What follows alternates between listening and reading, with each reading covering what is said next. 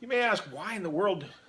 You've seen some matter, you've gotten used to looking where the elements are on the periodic table and understanding the importance of getting pure substances.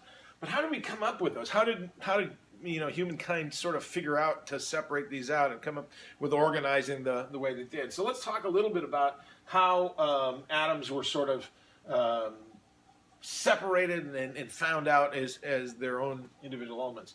Early on, of course, I talked about that when people are just making pottery or making tools, that they started to realize that heating them changes some of those properties, and that they were able to then, just from simple processes, react some things that were easy to get out of substances. Gold and silver, for instance, are very non-reactive. Usually they're clinging to the sides of some rock in a vein someplace, and you can pick those out. And when you heat those up and melt them out, the rest of the material that's attached to them falls away. Copper is not too much more difficult. You had to put in a little bit more coal to help that separate. And those three, particular, copper, silver, and gold, were absolutely valuable. One, copper particularly, could be pounded into an instrument of what your design was. And that gave rise from the switch from stones as tools to copper and became the Bronze Age.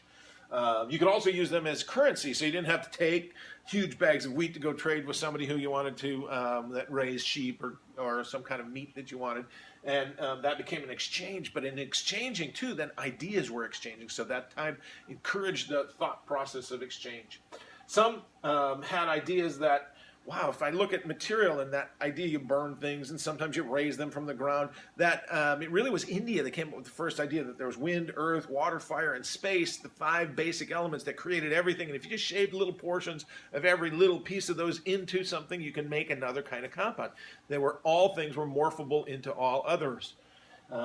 Greece, actually, that idea came out a little before those, and Greece gets a lot of times credit for this wind, earth, water, fire theory. Was going around as philosophers were arguing, and two champions sort of arose. Aristotle, who defended this idea that you could shave infinitely small portions and create other kinds of mass, and those that got it actually right were Democritus and Leucippus. Unfortunately, the idea that there was a smallest particle and that had intrinsic properties characteristic of that substance did not win out the day. And Aristotle's thought of saying, oh, you just take a little more dirt, a little more water, and you'll create some other kind of clay, for instance, rose to the occasion because he was more popular, and that set us off for about 2,000 years before we really got back on track. One Greek thinker, Euclid, came up with geometry, and there's the deductive reasoning process was something that was important because that fell and was heralded and shepherded through by people that worked either at the Alexandria Library, the big library in Egypt, or some monks that would carry those kinds of ideas. But small segments of society kept that idea of deductive reasoning, so that about the time that 1600 came through, we have a philosopher that was actually a politician, and he was important in writing some of the legal system for England, comes up with this idea that we should apply a systematic approach to science called the scientific method. And with careful measurements and applying what that means, and then setting and changing only a few variables at a time, you should be able to conclude about the way nature works. Now, it didn't catch on right away. It's really, if you look at these years, 1660 is about 50, 60 years after he had proposed the scientific method, that some scientists took that seriously and really applied those. And it was the gases that were being studied at the time that benefited from this. Somebody like Boyle said, oh, if you push on a gas with twice the pressure, the volume decreases in half. There's an exact relationship between those, and it's the first mathematical representation of it, of some phenomena ever occurred. Others studying gases showed how gas changes shape and size, volume, by heating it. Lavoisier was studying gases, but his interest was how things burned, and that the day there was this mythic idea that there was some mystical phlogiston that gets injected into something that causes it to burn. That was a magical field of some sort. Maybe not magical, but at least it's something that couldn't be seen and couldn't be measured. So what he did is he said, well, I'll just lock up something in a tube, like a pipe, with closed ends, and we'll heat the heck out of it, and then I open it up, and I noticed it's all burned. But when he weighed it before and after they had burned it, it lost no mass. So there's no way something magical could come in and consume it, cause it to disappear, and that was called the law of conservation of mass. Because he was so good at weighing these objects and coming up with properties, that he established chemistry, and most everybody after that started using that same carefulness. So this was in the late 1780s. By 1800, Proust was studying metals that were rusting, basically, and he says, wow, when I see these rusts, they gain a proportionate mass, like 1-to-1 mass. Like if I have one mass of iron and I react it with some other thing, it actually, iron and oxygen get together in a 2-3 ratio. So he noticed that they increased, like doubled or tripled or halved, after they react with something. And he says, that's weird. That would be nice, even 1-to-1, 1-to-2 ratios. And that was called the law of definite composition. Several other science processes were going on, and scientists didn't recognize some pattern to that, but a teacher did. A local teacher in England who was working with sort of advanced students in the high school level was putting together these ideas and telling them what had happened these last couple hundred years in science, and realized, wow, that is evidence that really proves there are atoms at the smallest amount. One, alchemy's inability to change something from lead to gold, for instance, because the smallest particle always had its innate properties and it couldn't be changed.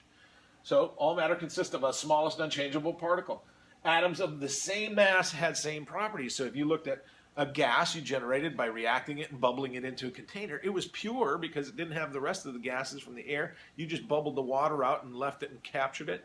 Then they were systematically always having the same properties, and that was proof that that mass itself was giving the properties to it. Reactions reorganize themselves into new substances. That was Lavoisier's law of conservation of mass. When you throw a bunch of Legos in there called a wood stick and you reburn it and it becomes other combinations of Legos, you can't lose them. They're still in there. So the smallest particle must not be destroyed. Okay, so reactions are just reorganizing those. The last ones is that compounds form simple whole number ratios because they come in simple, 1-to-1, because two atoms get together as 1-to-1. Now, some people give them a hard time because carbon dioxide and carbon monoxide are two different properties. If you get stuck in a garage with carbon monoxide, you'll suffocate. Carbon dioxide, we breathe all the time when we're sitting around in a room, and that doesn't kill you. But he said, that's fine. If two elements get together in different proportions, they'll be different compounds. So all that really put together all the theories that science that was going on during that previous couple hundred years. And as soon as Dalton said there was a smallest atom and you could collect them, everybody in science did. So from 1807 basically, you started to see people going out and finding these new elements and giving collections of them. Humphreys found several of them just from the first two columns of the periodic table by using the battery that had been invented only 20 years before and shocking some combinations like solutions and finding he could get the elements out. Others go through and find new kinds of ways that matter was going on. Avogadro figures out there are 7 diatomic gases, which we'll see shortly. They occur in nature always in pairs because they're so reactive. But this gentleman, Berzelius, he's like, well, if everything's dependent on how much mass you have, I'm going to go and determine the exact mass for every compound known at the time. Thousands of reactions in just a simple room, which had a sink, a balance, and the elements he needed. He just systematically went through and reacted everything that they had known that was a single element with every other thing. And he noticed that what their mass gain was when they reacted to two. And he says, wow, it's the same gain as if I react like iron with oxygen, iron with chlorine, iron with sulfur. And he then came up with the atomic masses. Now, there were some that were rare. There was a systematic mistake he had, and he got corrected by Canizzaro's sort of work. But that helped to make a list of all the elements known during that day. Okay? So what I want you to do is to go in and I want you to answer some questions about the importance of that idea that there was a single atom. We have a worksheet for you. They'll clarify some of what these are about.